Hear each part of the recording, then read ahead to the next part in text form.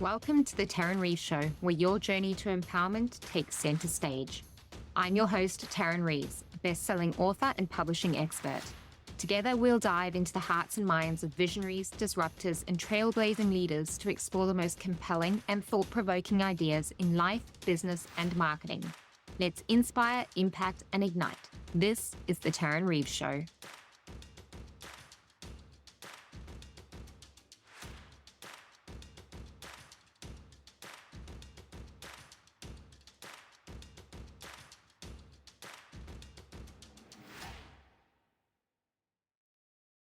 Welcome to another episode of the Tarryn Reeves Show. Today, I'm joined by Dr. Ailina Ismail from Melbourne, so someone in the same country as me, which is lovely. Now, Dr. Ailina helps busy, ambitious women in their 20s to 50s who feel constantly drained, weighed down by chronic pain, and battling brain fog. Many of her clients have a hunch that thyroid or hormonal imbalances might be at the heart of their symptoms, but many struggle to find answers through conventional doctors, and I certainly know that I have been there on my own journey. Dr. Ismail steps in to provide the clarity and support they need, offering a fresh approach that helps these women reclaim their energy, focus, and balance. Welcome, Dr. Ailina. Thanks, Taryn. Thanks for having me on your show today. I'm so glad to be here, and I hope at least if anyone listens to my podcast show, if you get even one little diamond point from it that will help you in your health journey, I'll be really grateful. And that's the beauty of it, right? And this is the beauty of sharing our wisdom and our stories on podcasts and social media and books and things, is that what a gift to be able to give somebody. If you can change somebody's life for the better, and it can just literally be a sentence or a key takeaway. And I find that just so magical. And I definitely know that people are going to get value from you today. So let's start by you telling me a bit about your journey and what inspired you to really focus on helping entrepreneurs optimize their health so they can be more productive, because that's so important. I'm an entrepreneur myself, so I have been through the steps of getting to where I am now. Am I perfect, healthy? My motto is to be fit, fab, and 30 at 55. Oh, I love it. Yes. Again, it's not easy. You need to do a bit of hard work, but do you know what to do, right? Sometimes people are just like, oh, I want to start, but I have no idea where to start. I'm too tired, body aches, brain fog. I go to my practitioner, everything they say that my bloods are fine. So it's always this constant battle. And I think you just have to advocate for your own self, right? It's your body, it's your health. You want to grow old healthily, watch your kids grow up, grandkids. So it's just that lifelong journey of finding what health means to you, what are your health goals, and then move from there. And as an entrepreneur, you're owning your own business, obviously, then you got to look at that. But then there's lots of stress in that. Then you got to think of your family. You've got a family, you've got kids, extended family. So there's so many factors involved. And how I started in this was like, I'm a conventional GP by trade. Like that's how I studied. I studied in South Australia, Flinders Uni. And then I have two kids on the spectrum. So there's always this mom guilt about, oh my God, I'm not doing enough. Maybe it was my fault. Is this how they turn out? So there was always this quest about looking for more. Like I don't think I learned much about autism when I went to medical school in the 90s. It was like I had to start from scratch. And I found that conventional medicine sometimes doesn't have the answers for everything, especially chronic illnesses, right? Don't get me wrong, if you're involved in an accident, like a motor vehicle accident, broken bones, or you've got a heart attack, you still need drugs, you still need surgery, and that you can die. So that's important in acute management of illnesses, but there's so much more. There's so much chronic illnesses out there. Autism is huge. It can affect someone's whole life, even their parents as they watch the kids grow up. So that's how I started on my functional medicine journey to look at root causes.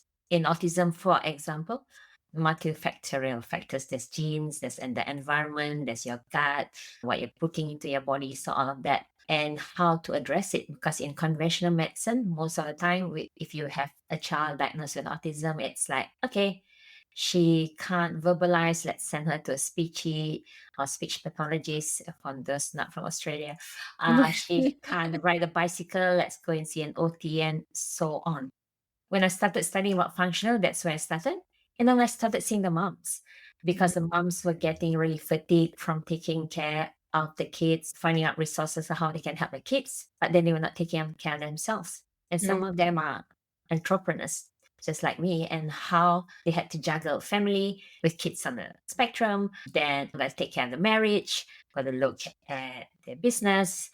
And that's how I think it's so important to use health as a foundation for entrepreneurial success. Yeah, I couldn't agree more. And correct me if I'm wrong. So, functional medicine is a more holistic approach to medicine than, I suppose, our Western conventional medicine. Is that correct? In a way, because if you've got diabetes in conventional medicine, it's like, here, take this script. It's a pill, Yeah. fine ill. Oops, Yeah. your sugar's not well controlled. The next time I see you, take another script and we add on, right? And Yeah. then what if drug A causes gut symptoms, diarrhea or something? Okay, we'll change. And then this one causes dementia and it just goes on. It's like one thing to solve a thing and then you get side effects and you get some that side effect. It works sometimes, but some people can't tolerate. And then we're like, okay, how about functional? So functional then looks at why did you get diabetes in the first place? Is it your Mm, lifestyle, stress, sleep, nutrition, exercise, and movement? And yes, to treat the body as a whole, right? So I have patients who go and see an endocrinologist with their diabetes. No, I'll give you a different example. So I go say someone goes to see their orthopedic surgeon. Maybe they've got a back problem, a disc, and then he suddenly surprisingly checks their blood pressure. It's like through the roof. And then they say, okay, go back to your GP and ask her to refer you to a cardiologist. Okay, because as specialists, and it's not wrong. That's how we were trained in medical school. When we subspecialize, the orthopedic surgeon will know so much more than me about bones. And then they subspecialize more. Someone might just do hips, someone that might just do knees. So when they see your blood pressure going up, it's like, oh, I should refer it to someone who knows about the heart, right? yeah. So yeah, it's so compartmentalized, but our body isn't. Yep, so interesting. Okay, so health is obviously such a pivotal thing for people in general, but I also think, like being an entrepreneur myself, taking care of our health has to be one of our top priorities because if we take a sick day, the company is paying us, like we're paying us, right? There's no outside source that is keeping our job running, that is keeping our business running, that is keeping our employees paid. We're at the top of the chain. And so if our health declines, then technically after a period of time, your business will decline as well. And then obviously the family and that flow on effect. So I do believe it is such a pivotal factor. What specific health aspects do you think that entrepreneurs should really prioritize? What are your top 3 or top 5? I could do three, I could do five. Let's suggest at the base, when I address issues with my patients, I have this what they call a pyramid of dysfunction. So Okay. imagine at the bottom of the pyramid, we need to nourish our body. So that's the first phase. Don't look at crazy things like what's your microbiome doing in your gut and do all these expensive poo tests. Let's look at first mind, emotions, and trauma. So if there's so much things going on, if you've got transgenerational trauma is huge now. If there are things there that you have, some people just shut it off, right? They don't realize that it's a problem until it becomes a problem. And it could be a somatic problem. It could be psychosomatic, meaning Mm, the stress mentally then affects you physically. So you need to get that sorted out. Then there's sleep. Oh my God, sleep is like one of the easiest, but sometimes hard to do for certain people. If we don't get enough rest, yes, we've got meetings, we've got agendas, we've got to do this, but if you don't get that rest, your body doesn't heal. And then the next day just becomes harder and harder, and you start thinking, okay, let me sleep just 5 hours on weekdays because I just gotta do all these business mhm, proposals. And on the weekend, I'll crash for 14 hours. Doesn't work that way. The body mhm. doesn't work that way. The third would be the stress. We talk about stress. The first was mind, trauma, and emotions. And the fourth, when people say everything starts in your gut. So a lot of people now say everything, every chronic illnesses, you got to start in the gut. True, but with a caveat. And sometimes how we say we can speak the truth. There's the truth, and then there's the unspoken truth, and then Mhm. there's the unknown truth. And the unknown is mostly in these terms, in terms of the gut. Can you imagine? The gut is like from your mouth right to your anus. I call Mhm. it from your gums to your bum. And we forget sometimes we just want to look at the microbiome. If anyone knows that word, it's where you look at the bacteria in your large intestine. You're forgetting the upper GI. So how you Mm. chew, how your acid breaks down the proteins and kills the bad bugs. So we look at acid. Helicobacter is huge in the stomach. We look at pancreatic enzymes. We look at all of this before we go further. So all of that is usually the base of the pyramid. You got to get those simple things. Maybe the first three is more lifestyle change, and maybe you need to see someone for the upper GI symptoms, but that's where we should start as the base of the pyramid of dysfunction. In your experience, this is sounding like a rather time consuming and perhaps a costly exercise to get all of these things sorted out. Am I wrong in saying that? Probably. Yeah. Depends on how deep you need to go, right? Yes. So I always work on blood work. So if new patients come to me and they say, I'm tired, I'm stressed, all my bloods are normal, I'm like, can you please show it to me? Or if it's been more than 6 months, can we do another round? Because I interpret blood work from a functional point of view. Because there's in conventional range, you're either healthy, and then if you pass that more than 5 and you're 6, you're unhealthy, you've got disease. Yep. Whereas in functional, it's like we're still working within the realms of healthy ranges. Then there's an optimum range where that's what you want to strive for. And then maybe we should start to monitor in. And then there's a range of, oops, you're at risk before you get to these, right? Yeah. So that's the difference. And yeah, you can just do blood. So that's why I said you don't have to go crazy. All the things out there now, SIBO, organic Yeah. acids, and all that basic, starting basics. And with the hydrochloric acid test, you can just test it with, it's a subjective test, it's not, but it works most of the time, just doing apple Yes. cider vinegar and all that stuff. But yeah, it doesn't cost much. You just have to know what test to do. Yeah.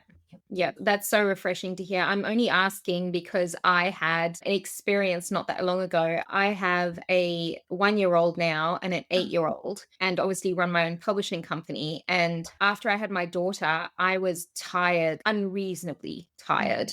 And I went to my doctor 5 times. I was like, there's something wrong with me. She's like, there's nothing wrong with you. They tested my thyroid, they tested my hormones, they tested everything. Nah, you're fine. Then I went to see a GP, but what did he call himself? I can't remember what he called himself. And he did all of these tests and things. And then he's like, no, you've got this, and this. And like $5,000 later, I was Oh my like, God. oh my Lord, what do you mean? And I was like, I'm dying. What's happening? I'm sure it was just like a little thing, but I suppose you just have to find the right person. So functional medicine sounds like a very achievable pathway for entrepreneurs to reclaim their health. And probably something that people should look into regardless. Just get a functional medicine checkup. We go to a GP for our checkup. Why wouldn't you do a functional medicine checkup? Right? That sounds reasonable to me. If it's your own body, right? Yeah. You've got to advocate for your own health. Yes. And the cost depends. Like I get patients who come in, I want everything. I'll pay for it. I want the poop. I want the food tolerance test. I want everything. I'm like, okay. But then there are people I say, like, you have to pay for the consult.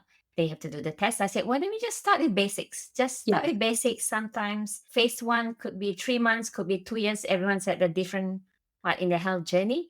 Hmm. And for you, that might be all you need because the body heals itself. You don't have to do crazy things. Sometimes you just have to fix a few basic parts, foundation, and then everything falls into place. I Hmm. always work with the client because if not, finances then becomes another stress point, right? You don't want Correct. stress.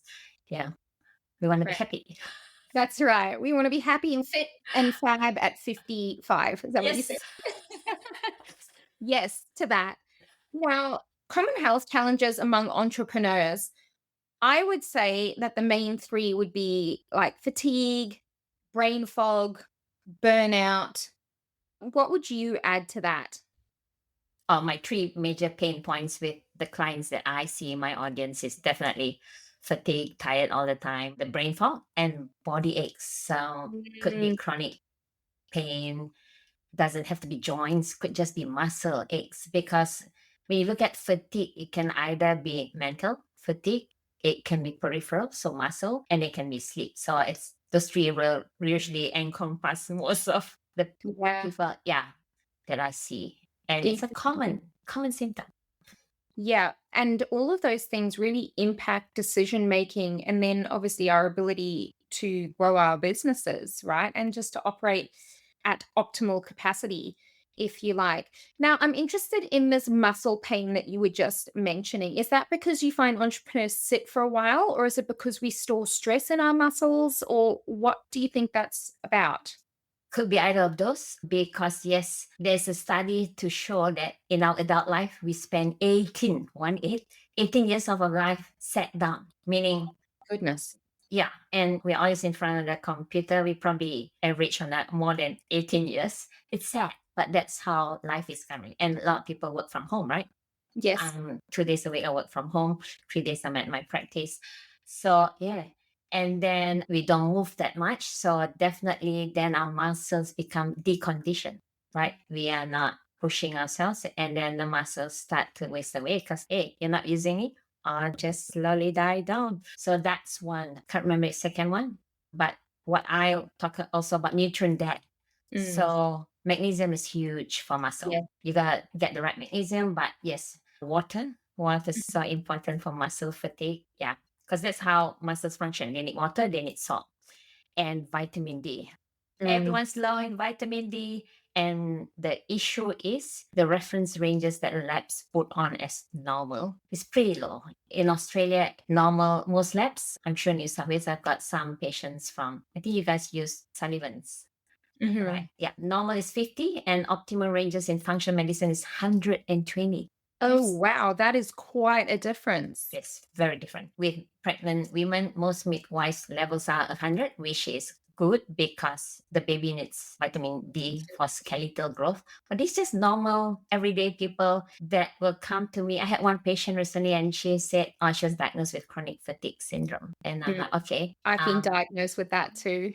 she's only late 20s. Mm. And with conventional chronic fatigue syndrome, is basically we've done everything we think we know what to do, everything And has now we come don't back know what normal. to do. So we Yeah. just label you that. Yep. So guess what her vitamin D was? 17. 17, and 17. it's supposed to be 150, 120. Optimum. 120. Yeah. What a simple fix though, right? Like, The sun?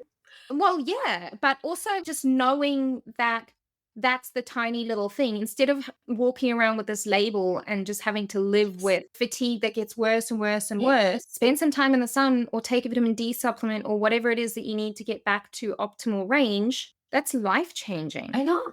And it's so simple. It's just a blood test, Yep. not rocket science. Nothing. Yeah. Don't have to spend with Medicare. You get the first one free.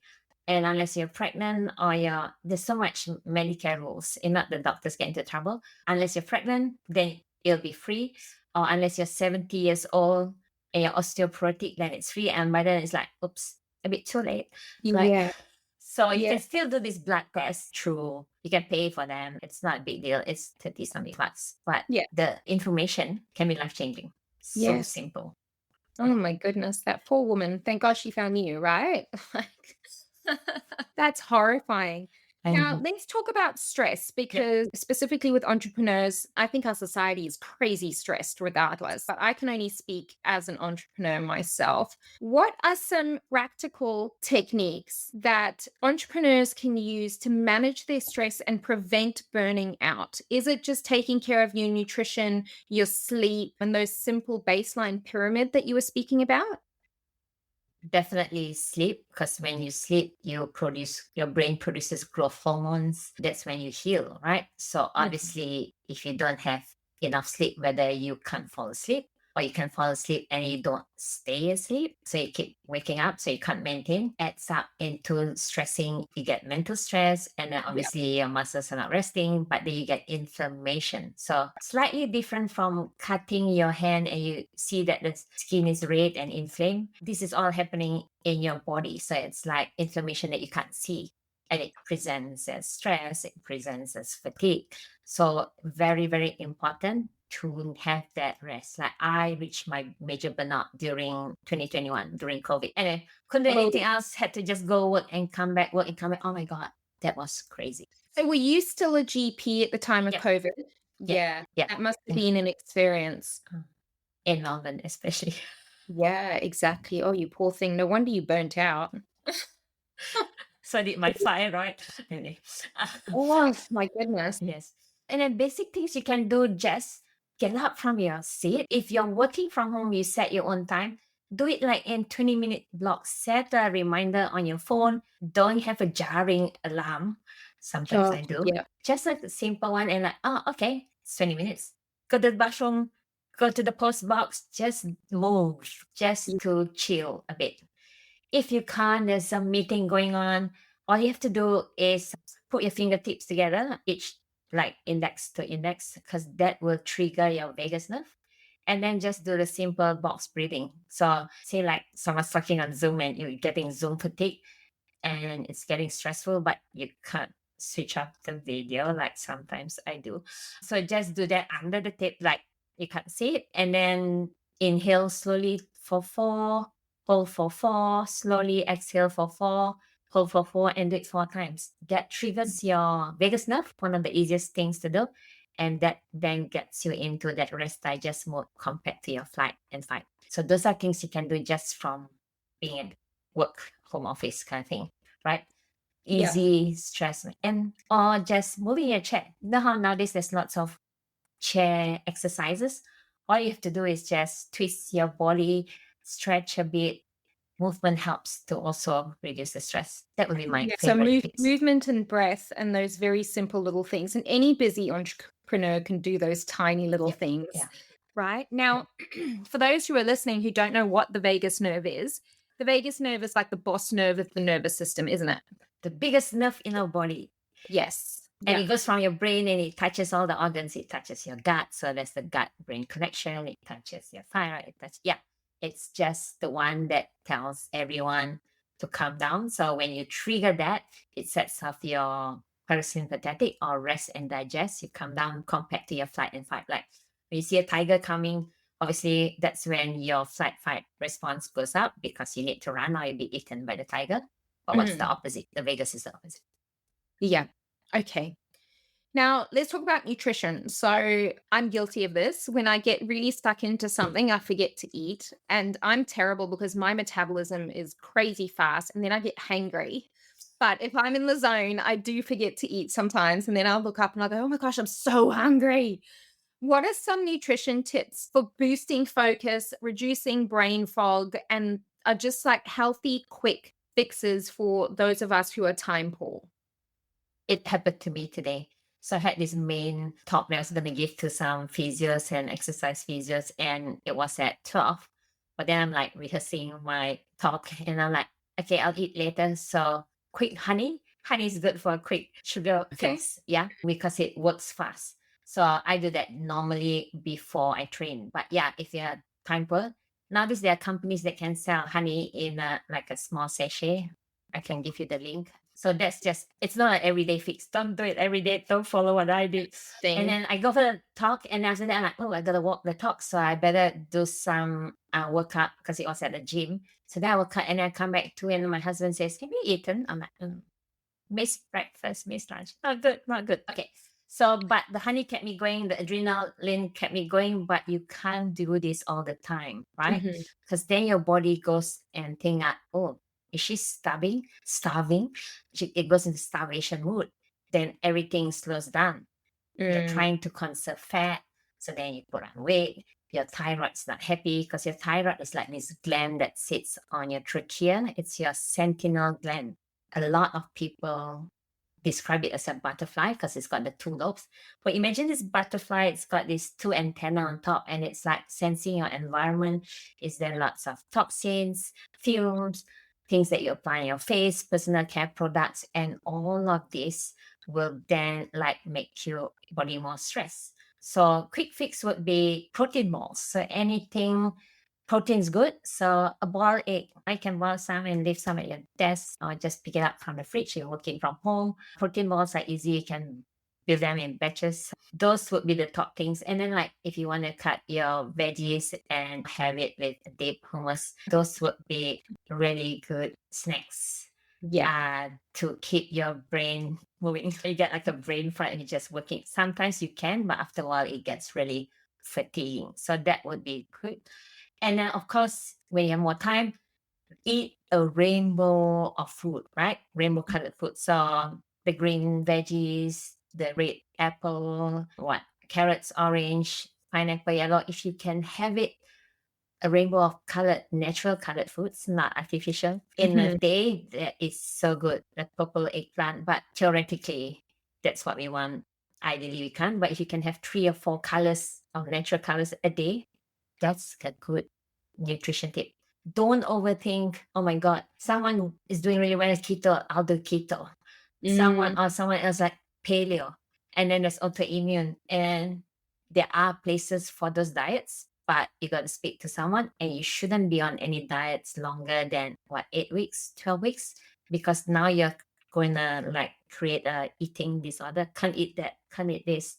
No, Right. yeah, no good. So it depends on like everyone's have different needs, but those are the basic ones. I'm wondering, what's your opinion on gluten?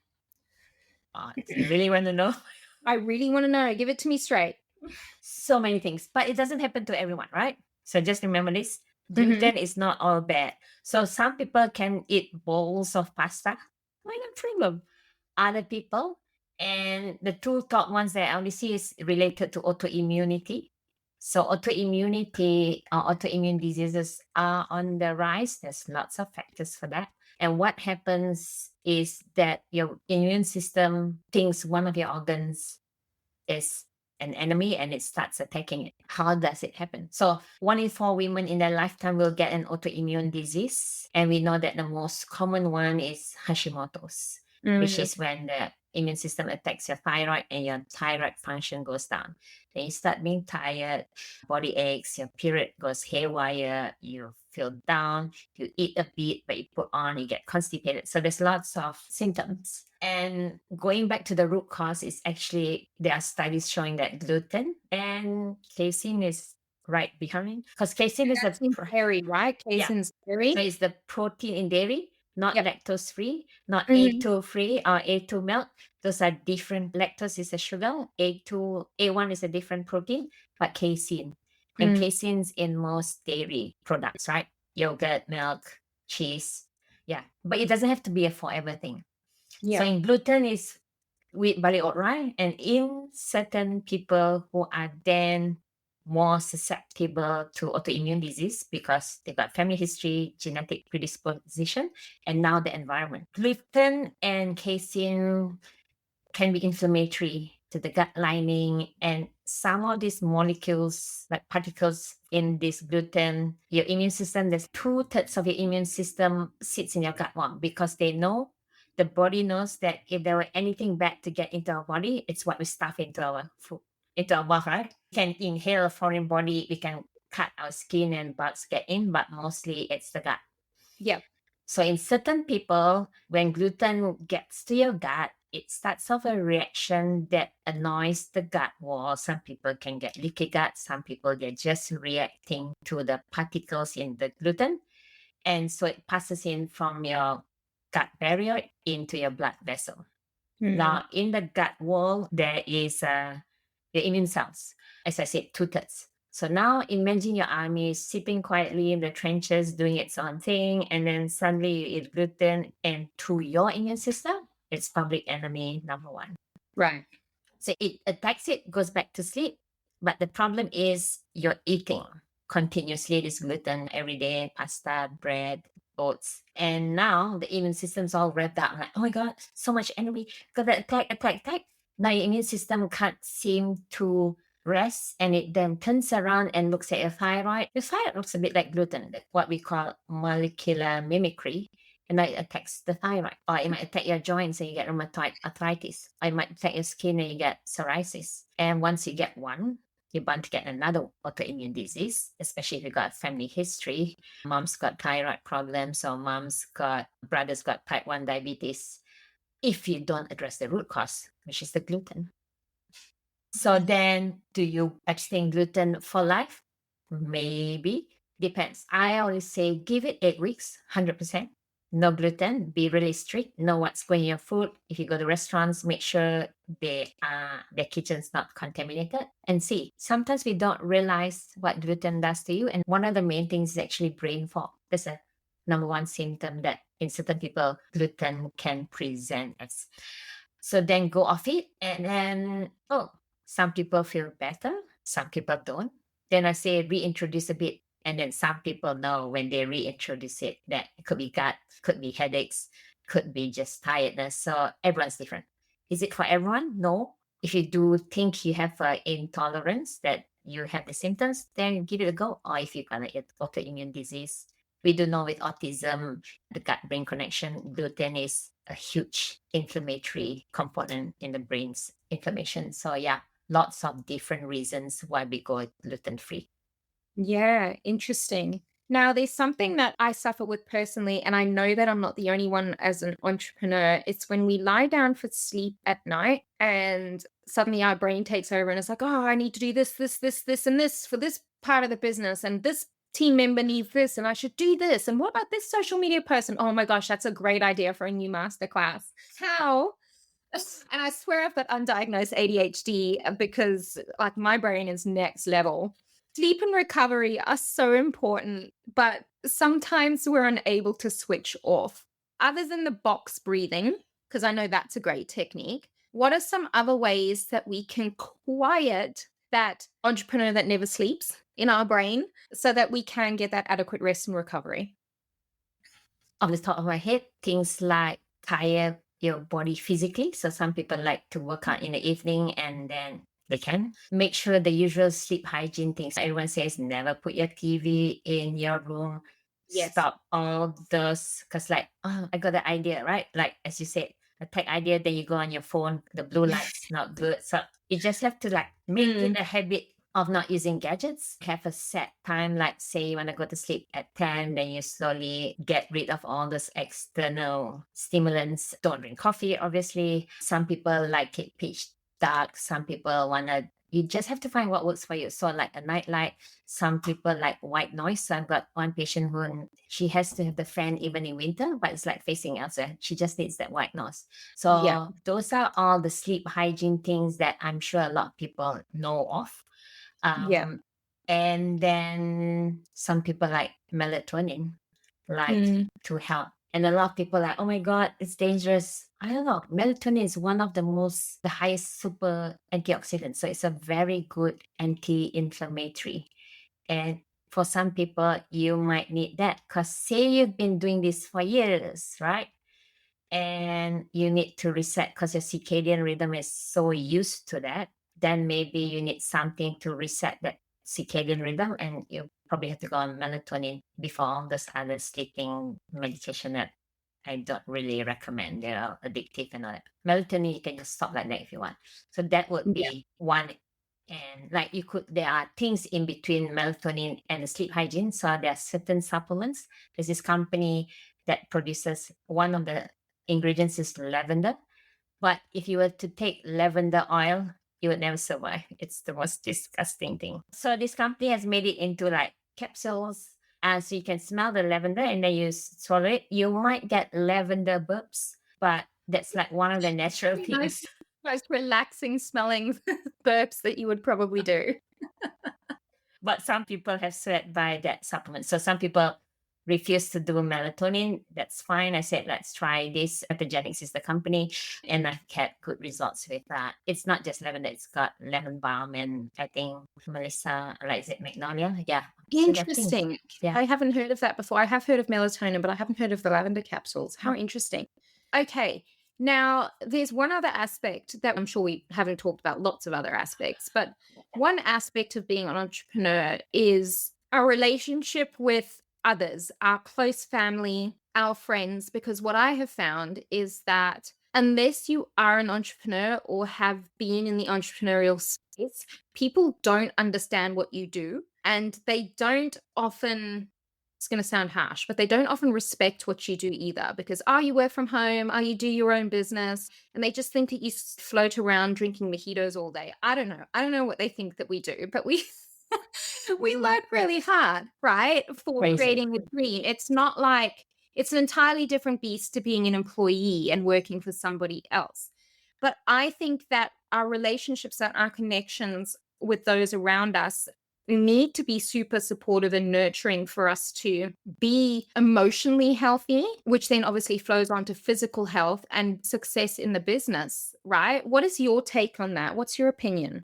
Relationships, so important, right? Yeah. So it's not like sometimes well, not some, you can't choose your family, right? You can choose your friends. So just gonna live with what you have, but you want a really, like, obviously, if you've got a partner, a spouse, I find that's been one of the anchoring factors for me. Like, I've got a very supportive husband. So that's important because then sometimes you need him to mind the kids. So when you've got Zoom, I say, make sure everyone else is quiet. So that's so important. So that's your immediate family. Your kids must understand because sometimes like, Mom, it's Saturday, let's go do things. And I'm like, I got this Zoom thing. It's with someone in the US. I'm just gonna do this for just a few hours. So they, like, I think it's easy to educate our immediate family. It's Yeah. harder for extended family who don't see us all the time. And then they look at the bigger community, right? Our friends and then people around us, our neighbors and all that. So we have to find that relation. Is it easy? Like that balance of how, yes, we have this relationship, but at the same time, please respect that I can't be a people pleaser. You can't say yes to, oh, you're gonna go to this wedding and that thing, and it's like you have to. Because I was always like that. Sometimes I tried, but now I'm much better. I've gone through a lot of coaching. So people pleasing used to be huge, and I know it's a huge thing with a lot of people. We don't want to offend, especially if it's our close friends or our family. Yeah. But sometimes you have to say no to things because you got to look at the big goal, at the big picture. What do you want your business to be? 1 year, 5 years, 10 years. And sometimes there might be things that you have to sacrifice. So you just have to pick and choose what you can do. And at the same time, you do have to have like a core group that will support you no matter what. And Yeah. easier said than done. But yeah, if you've got a spouse or siblings that maybe, and then you have to ask because sometimes, hey, maybe you need to do something and your husband's busy, maybe you set up a thing with your close friend. Hey, can you take care of my kids this time? Babysit. Next time we'll take turns. So offer that because when you offer, your friends might say, oh, yes, we can do it. So you have to keep looking for a group of people that will support you. And there's no harm in asking. They'll probably say no, but then you keep looking because you must always have that backup. You can work alone, but there will be a time where everything will just break down. It's just too hard. You need Yeah. a very good relationship, a good connection with people around you. Yeah, I couldn't agree more. And that's sometimes hard to build, but so worth putting the time and energy into. Yeah. Now, for entrepreneurs wanting to reclaim their energy and their mental clarity and maintain their healthy, high performing lifestyle, give us, please, 3 instructions. What are 3 actions we can take right now, immediately, that's not going to cost anything, that's not going to take a lot of time? 3 things to do right now. I'd probably talk about two. So the first would be triggering your biggest nerve. I think that's such an easy, free thing to do. The second would be eating a rainbow colored food. So always have those snacks, but natural food colors at your fingertips. Maybe go shopping, do this meal prep thing. I don't know meal preps, it's too hard. But always have that idea, okay, you're going to Coles, you're going to the supermarket, get those things that are healthy, that are colored. They all are high in polyphenols. So those are chemicals in the plants that are anti-inflammatory and all that. So easy. Don't have to cook them. You can just chop them up and have them. And the third is movement. So go for a walk. I have patients who are like, oh my God, I can't move on my couch. I come back from work and I'm just sitting on my couch. Everything's too tight. I say, okay, your goal is to, for the next week, can you just walk to the post box and come back? And then start from there. Because movement After 10 minutes of walking around your neighborhood, if it's safe, your endorphins start to be released by your brain, your feel good hormones. And then you're like, maybe I should have done this earlier. So that's free. Walk the dog. If you got a dog, go out there, put on some headphones, listen to music. That also calms you down. Yeah. With my tree. So trigger the vagus nerve, eat a rainbow, and get some movement. Yeah. Quick clarifying question on number 1 with the vagus nerve. Yep. What is the fastest, easiest way to trigger the vagus nerve? Breathing. Okay. I actually had an interview with a somatic coach. Just off the top of my head, she says usually nose breathing is better than mouth breathing. So that will trigger your vagus nerve. Yeah. Amazing. Breathing. Okay, so to keep being healthy and having that high performing lifestyle that aligns with our long-term business success, those are 3 super easy things that we can do. And I've learned so much today. Thank you so much for your time, Dr. Ailina. Now, before we go, we have a tradition on this podcast called the book drop. We want to know, what book do you recommend that has either impacted you personally or on a professional level that you would recommend to others, and why? Has anyone heard of Dr. Mark Hyman? He's like one of my gurus from the start. So you can Google him, Mark Hyman. And his book is called Young Forever. Ooh. And it's not about, oh my God, being like a bodybuilder or crazy stuff. He's not 60 something, I think. Just how to be healthy so that you have a good quality of life as you grow older, right? I had the opportunity to meet him. He came to Brisbane in 2018. That's when he was giving a lecture from the Institute of Functional Medicine. So he's amazing. He's got his own company. They do blood work, but that's in the US. You can get those things in Australia too. But really, he's got a book also called WTF, What the Food? Because I love it. Yeah. Processed foods, and he calls his food, because you know how everyone's saying he calls it vegan, because a lot of people say, oh, it's paleo good, it's vegan good. So he combines it and says vegan. Yeah. That's what got me into functional medicine. Beautiful. Amazing. Okay, thank you so much for your time and sharing your wisdom today. And if anyone is looking to get more healthy, which I think that we could all benefit from, go and find Dr. Ailina. I will put her website and her social links in the show notes so that you can go and easily find her. Thank you so much. Thanks for having me. Thank you, everyone. That's a wrap on today's episode. If you love the insights and inspiration, don't let it end here. Hit subscribe to stay connected and turn your visions into reality alongside our community of changemakers. I'm Tarryn Reeves. Thank you for joining me. And remember, your story has power. See you in the next episode.